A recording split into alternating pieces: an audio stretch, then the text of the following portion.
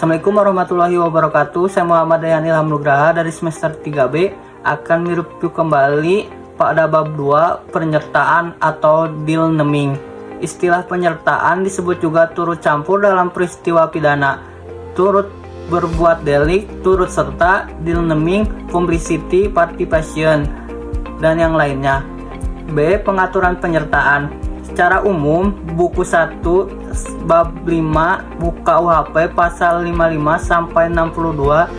Yang kedua, secara khusus, secara tersebar dalam buku 2 KUHP, buku 3 KUHP, dan beberapa peraturan di luar KUHP atau tindak pidana khusus. C. Pengertian penyertaan. Penyertaan adalah apabila suatu tindak pidana terlibat lebih dari satu orang atau beberapa orang melibatkan diri dalam satu tindak pidana. Bentuk-bentuk penyertaan yaitu zijdihed plegen yang melakukan, zijdihed doen plegen yang menyuruh melakukan, zijdihed med plegen yang turut serta melakukan, zijdihed itloki yang membujuk atau menggerakkan, zijdihed mede plegen yang membantu melakukan. E. Penggolongan penyertaan. A. Menurut KUHP, yang pertama, golongan pelaku. Bentuk 1 sampai bentuk 4 yaitu bukan pelaku tindak pidana, tetapi pertanggungjawaban pidananya disamakan dengan pelaku. 2. Golongan pembantu. Bentuk 5 yaitu diatur dalam pasal 56 dan pasal 57 KUHP. B. Menurut doktrin Zelten Formen van Deelneming, bentuk penyertaan yang berdiri sendiri, artinya pelaku bertanggung jawab sendiri-sendiri atas perbuatannya, yaitu bentuk 1 sampai dengan bentuk 3. Onzelsan Formen van Deelneming, bentuk penyertaan yang pertanggungjawaban pesertanya bergantung pada perbuatan peserta lainnya sebagai perbuatan yang dapat dihukum, yaitu bentuk 4 dan bentuk 5. Bentuk ke-1 yaitu player atau dader, yaitu pelaku yang melakukan tindak pidana. Dalam hal ini dapat dikategorikan sebagai pelaku tunggal atau dapat juga sebagai pelaku jamak. Atas dasar itu ada 2 pandangan. 1. Pandangan yang luas ekstensif, yaitu pelaku adalah tiap orang yang menimbulkan akibat yang memenuhi rumusan delik sama dengan pasal 55 KUHP. 2. Pandangan yang sempit restriktif, pelaku adalah orang yang melakukan sendiri perbuatannya sesuai dengan rumusan delik. Jadi pelaku sama dengan dader. Jadi pelaku adalah orang yang melakukan sendiri perbuatan yang memenuhi rumusan delik. Tetapi pembuat undang-undang tidak menentukan secara pasti siapa yang jadi pelaku, sehingga menimbulkan kesulitan dalam praktek. Bentuk kedua, doen plegen atau menyuruh melakukan, yaitu orang yang melakukan tindak pidana menggunakan orang lain sebagai perantara, tetapi perantara itu hanya berperan sebagai alat. Dengan demikian, doen plegen mempunyai ciri ada 2 pihak, yaitu pelaku langsung manus ministra atau auctor materialis, dan pelaku tidak langsung atau manus domina auctor intellectualis. 2. Dalam doen plegen terdapat unsur-unsur: A. Alat yang dipakai adalah manusia. B. Alat yang dipakai harus berbuat aktif. C. Alat yang dipakai tidak dapat dipertanggungjawabkan atau dimintai pertanggungjawaban.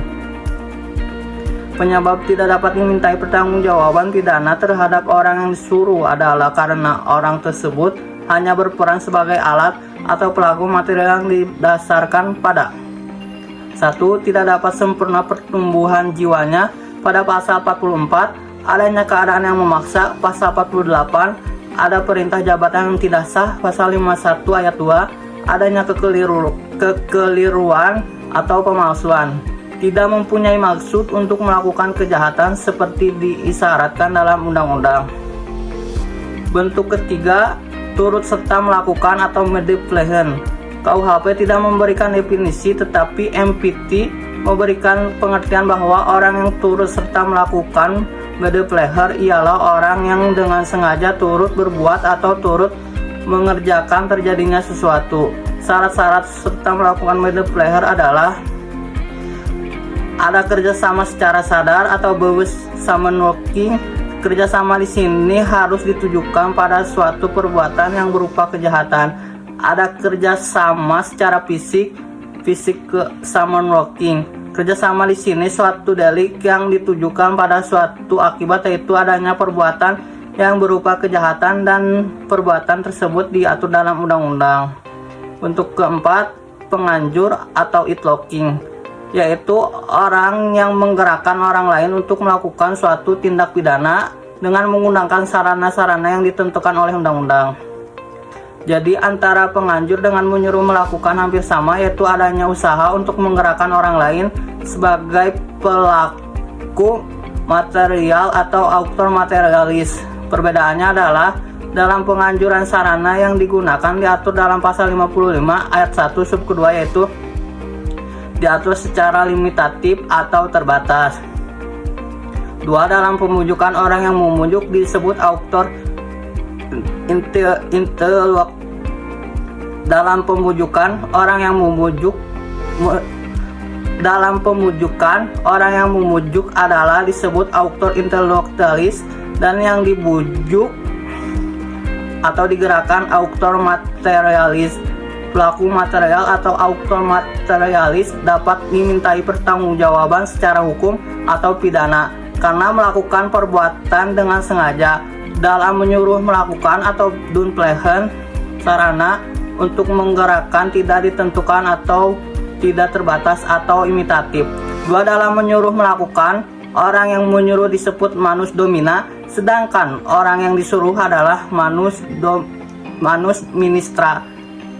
Pembuat material atau manus ministra tidak dapat dipertanggungjawabkan secara hukum atau tidak dapat dipidana karena tidak mempunyai kehendak.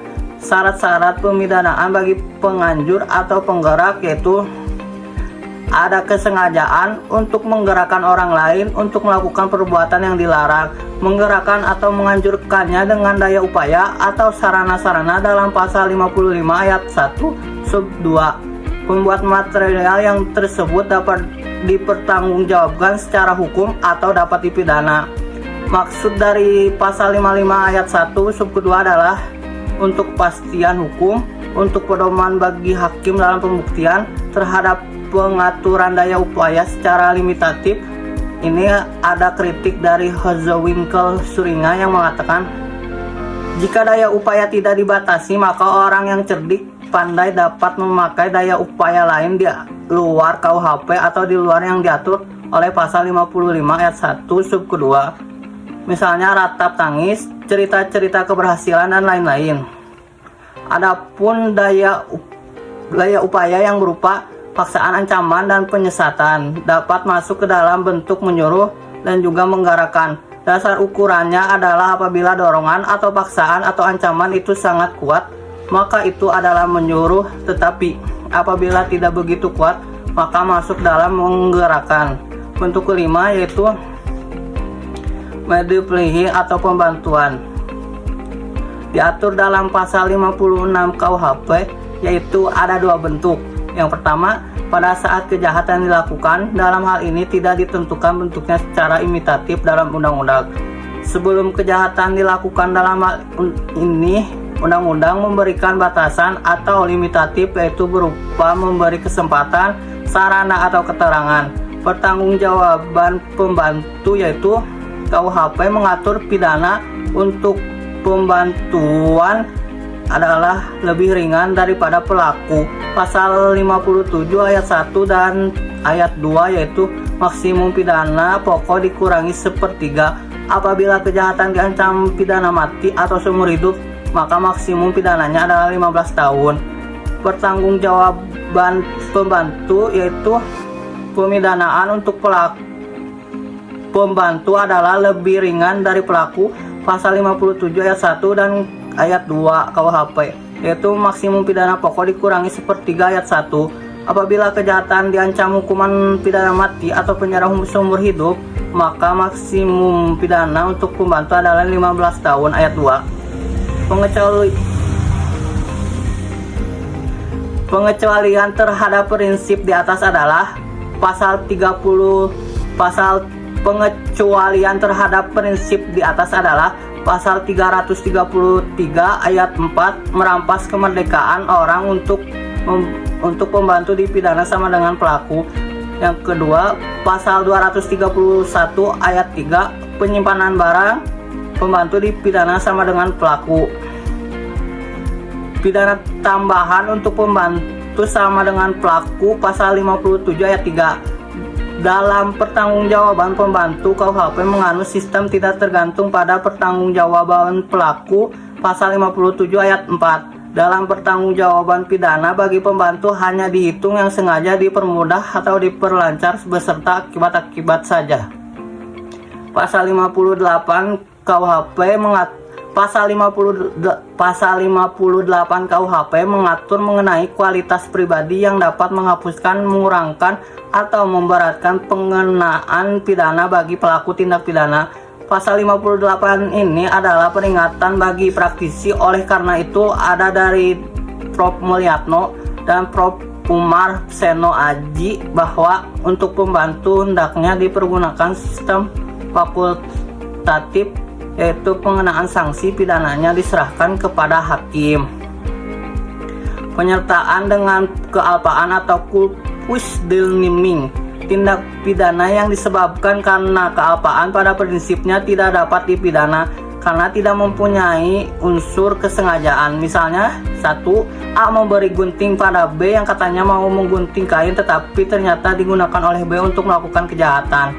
2. Pada saat B memasuki rumah C dengan maksud mencuri, dia berkelakuan atau pura-pura kehilangan kunci, sehingga ketika ketahuan oleh A yang sedang ronda tidak curiga bahwa B hendak mencuri. Bahkan C berusaha membantu B untuk mencongkel jendela rumah agar B dapat masuk. Berdasarkan contoh di atas, maka mereka yang membantu melakukan tindak pidana tidak dapat dikenakan sanksi pidana karena tidak mempunyai unsur kesalahan.